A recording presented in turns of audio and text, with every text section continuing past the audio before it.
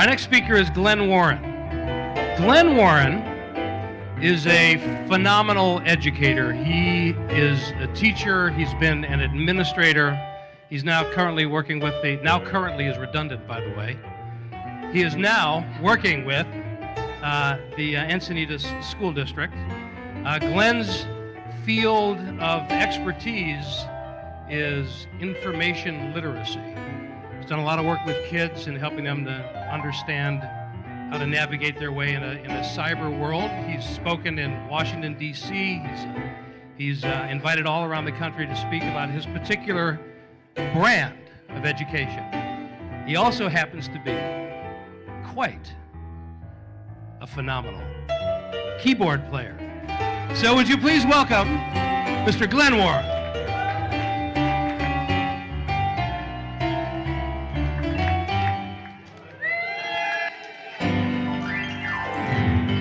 Hey there, how you doing?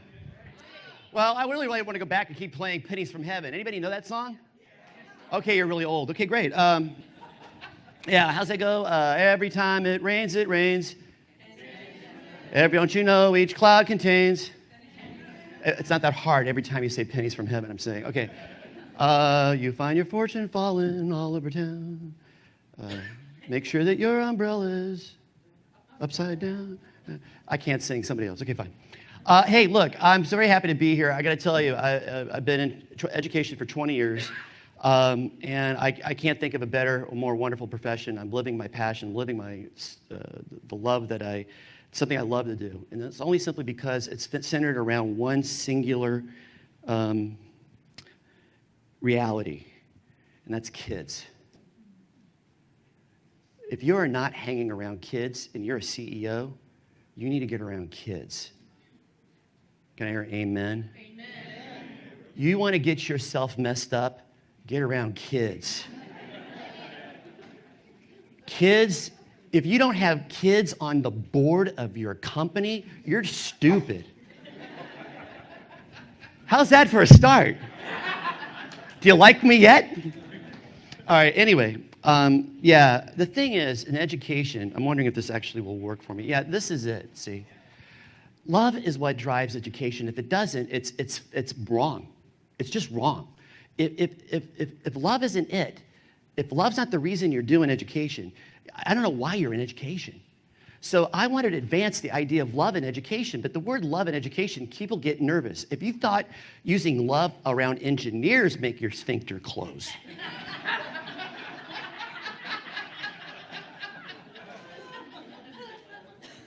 using love in education is enough to go, oh. That's why we use the word passion, just to play it safe.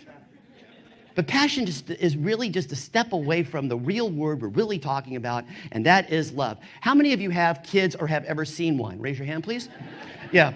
And how many of you know what's most probably important for them is that they need something? What do you think they need? Okay, just read the slide. That's right. That's what they need. And they don't need the phony, fake stuff. They need the real stuff. Are you with me? All right, and so the crazy thing is, I was interviewed to be actually a teacher of the year. But before that happened, I was trying to advance the word love in education because everybody kept telling me you can't use that word. But I want to use that word. You can't use that word. So I had to find somebody who was well respected, who used that word and had not gone bankrupt. And I found this guy named Steve Farber. So I called him. And I got his publicist. And I said, I want Steve to come talk to us in Orange County and lead something, a movement here in Orange County. And he goes, well, he costs this much money. I say, I have no money. And if he cares about kids, he'll call me back. I'm not kidding. And next thing I know, the phone rings and it says, hello, I'm Steve Farber. I'm going, hi. Will you come to Orange County? And I kid you not, he came up to Orange County, and leaders from across the country who had already been wise to this, people like Dave Penner, others, came and we started strategizing how we could not be apologetic for the word love in education. And it was an amazing time, and he did it all for free. Thank you, Steve.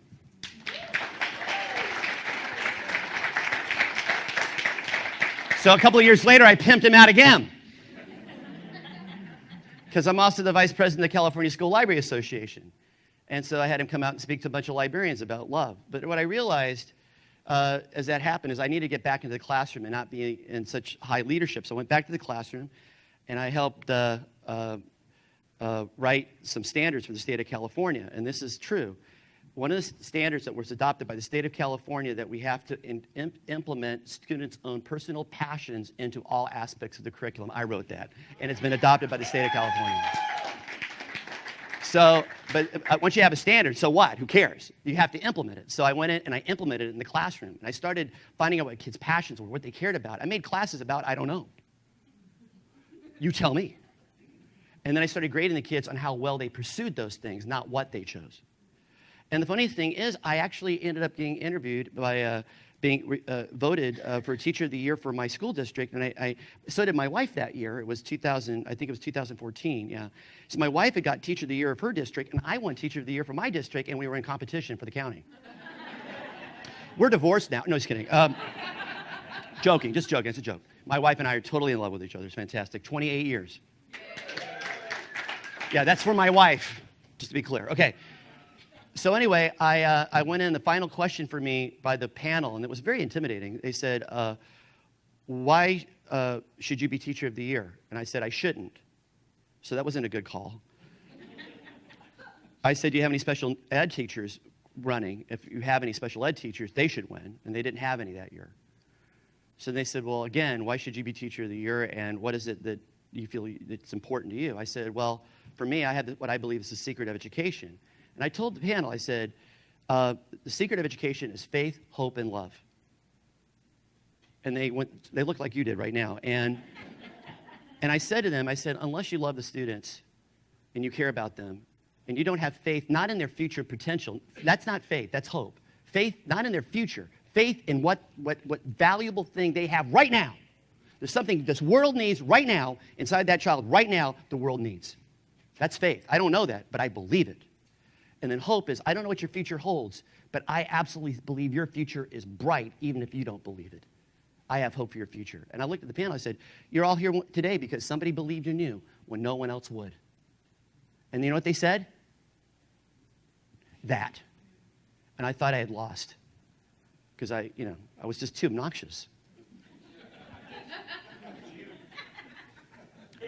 Well,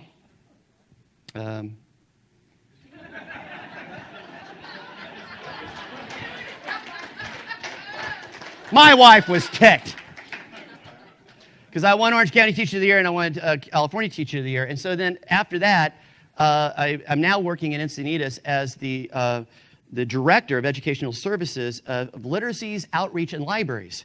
I did that intentionally, and the board actually went for it. And if you listen to those letters, I am the LOL Director.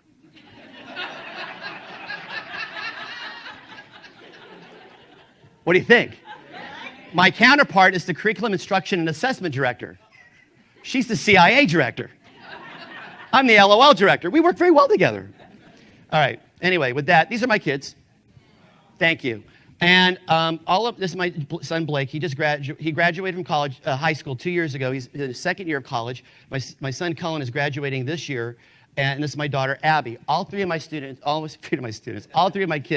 are special needs students. I'm sure that does not shock you. But Blake, I asked him a question when he graduated. You got that? When he graduated, I asked him a question. I said, son, when he was in 6th grade, a teacher gave him an F- as a special ed student. And I said, that means basically you failed and you're ugly.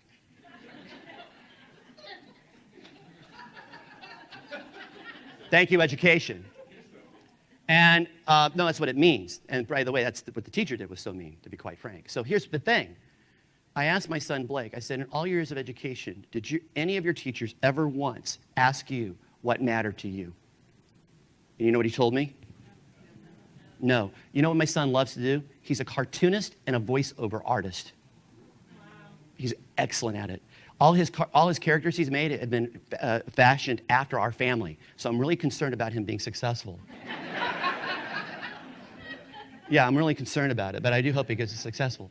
So we have an education system right now that basically says we're not interested in what you're interested in. Has anybody ever been in a bad relationship before? I'm just saying, you know, what I think when I think of a bad relationship, I think of this. I think I care about what I care about. I want you to care about what I care about. And I don't care about what you care about. That's education today. It's a bad relationship. And we have to change it. So the LEAP framework is what is so desperately needed. If you think about it, the way education does, we do LEAP. We just do it backwards. We start with what's the proof? What's the data? Now let's figure out some audacious actions that we're going to do to help the data. And then get some energy. And loving it is optional. That's the way we do it. The way we should do it in education is, yeah, but we suck at the love part. So we needed systems. We needed something to move that forward. So I'm trying to move this thing forward. So this is the way it's been. The Common Core is everybody learns this. This is the stuff you're interested in, and we built a wall. Who's for the wall? Who's for the wall? Raise your hand if you're for the wall. I am not for this. You say, who doesn't want this wall? Mr. Warren, tear down that wall. So what we did is we tear down the wall and started asking a simple question. What matters to you? And by doing that, we started realizing that as we found out what kids care about, that actually complements what they're learning in how many subjects. Can you imagine we set up a situation where a gifted piano player says, I am a great concert pianist. That's great. How are you at math? I stink at math, but I'm a great concert pianist. I stink at math, and I'm a great concert pianist. Do you understand? What's that called? That's an eighth note. Okay, some of you are, okay, let me be clear. There's math and music. I just wanted to catch up the rest of the room. So I realized if we were going to move the love framework forward, the LEAP framework forward, love, energy, audacity, improve, we were getting hung up in education in my circles. They didn't even know how to actualize love. So I had to come up with something to make it like official. Do you understand what I'm saying? I had to find an excuse for love. Do you understand what I'm saying? So I got sneaky. Is this being recorded? Oh my gosh, I'm in such trouble. All right, so anyway, let it fly. So what I did is I came up with this idea of love, meaning learning opportunities, valuing. What do you think? They bought it. I can't believe it. And it was amazing what happened. In fact, one of the things, these are teachers. Great teachers actually allow something in their classroom. They allow something that matters for them in their classroom, even if it has nothing to do with their content. Like, for example, my wife, she loves England, and she teaches 4th grade, or she did. She did an England unit every year in 4th grade. Some administrators would say, that's not in your curriculum, don't do that. Those are bad administrators. But my wife loves England, so guess what? They do England every year. And guess what? She loves it, and guess who else loves it? Yeah, so here's the thing. This is the secret of great teaching. When teachers allow themselves to love what they love and bring it into the classroom, it makes them happy. Well, if it's good for the teachers, then I'm saying it's also good for the kids. Who agrees? All right. So with that said, your iPad. Here's some kids that I was interviewing about all our kids in our district have an iPad. So we have a K through 6 district. Yeah, you can just click on iMovie and they it all, shows you, it like browses let me back this up a second. They all have iPads, kindergartners all the way through 6th graders. They all have iPads. And a lot of times the parents didn't know where the work was. So I had to get in front of the parents to tell them where the work was, and I got chicken. So I went to the kids to have the kids explain to the parents where the work was. So I went out recording this. I thought it was a brilliant idea. Hey, don't get mad at me. It's the kids. But anyway, in this interview, something came up that I did not expect. Let me go back one. All right, here we go. And your iPad. Yeah. But the reason I'm asking that is that if your parents wanted to see how you were doing in creating your work or showed the projects you've done in the past, you could easily show them. Yeah, you can just click on iMovie and it shows you, it like browses all your movies that you made and you click on one and then it just so that's a discussion about where's All right. So you got presentations you can see. You got iMovie you can watch. And you've made, what have you made an iMovie about? I've done it about animals. I do it a lot about Here we go. This is it. my pets.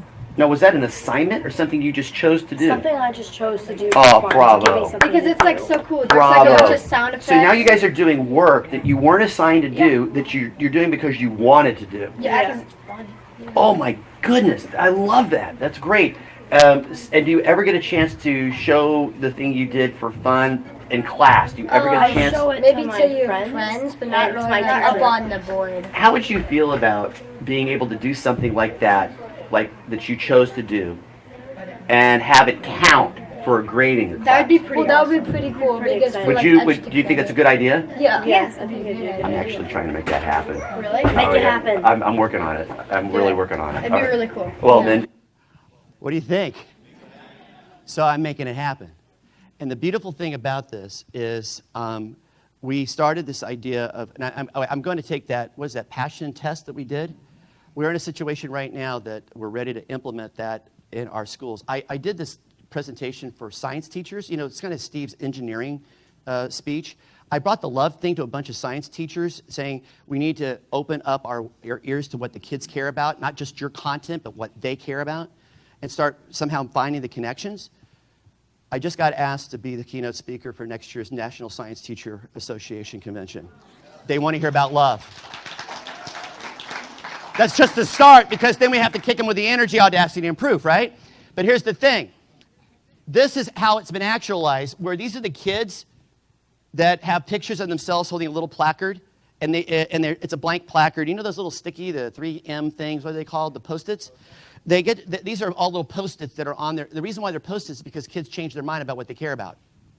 Does it make sense?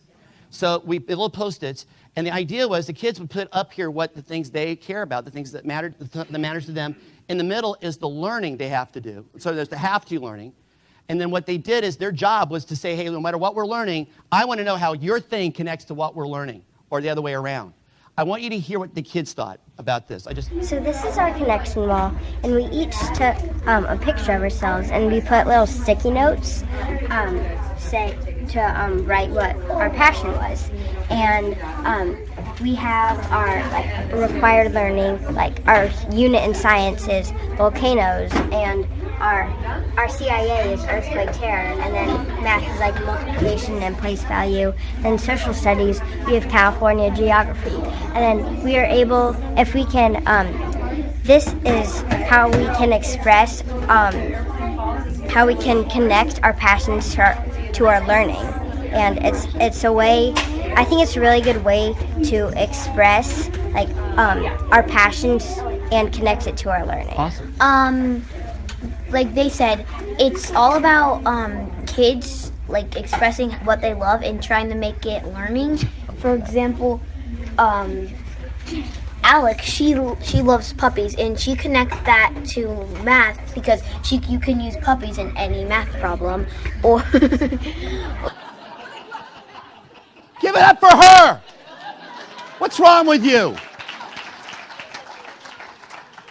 What teachers realize when the kids start tapping into what they love, what happens to the energy in the room? Here's what happens.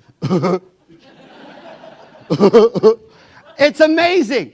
You know, getting teachers in a room to start thinking about what they care about and being able to talk with each other about it alone starts raising the energy in the room. By the way, look this up. 2015, University of California, Davis did a research study on curiosity. It is breathtaking. Because what it's saying is if you allow students to create their own questions that matter to them, not answer the question imposed upon them by the teacher, but questions that came from their own soul because they cared. And you get them anticipating the answer to the question. So before you go get the answer because you want it, we introduce anything they don't care about in the middle.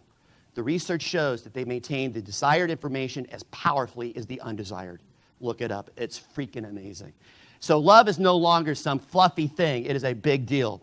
One other thing is, you know, I don't know if you know education, but something we do in education called KWL Charts. Anybody familiar with this? It's what you know, what you want to know, and what you learned. Well, it's really kind of not that great of a practice because kids don't know things. Hey, tell me what you know. The world's flat. You don't really know things. You don't know things. Okay. Well, in this one class, one of the kids, they were talking about immigration in a 6th grade class because of the history connection. And one of the kids says, well, we don't want any of those kind of people in our country. And one of the girls in the class said, well, that's my dad.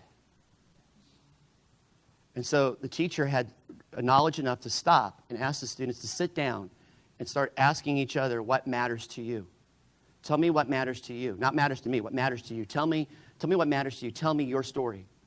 And as the kids started asking each other what was going on in their lives and what mattered to them, I kid you not, without being told or prompted, everybody in the class started doing this without being prompted. It happened when one of our assistant soups was walking through, and she tweeted this out. And she says, hugs, tears, and space for questions. How deep do you think that learning went in that class that day? You tell me. And I'll tell you something else. If we start here, the moment we give people ignite love in whatever fashion we can ignite it, the energy in the room immediately goes up, and audacious learning starts to happen. And I can tell the bean counters later, don't worry, the proof's coming. Thank you so much for your time and attention.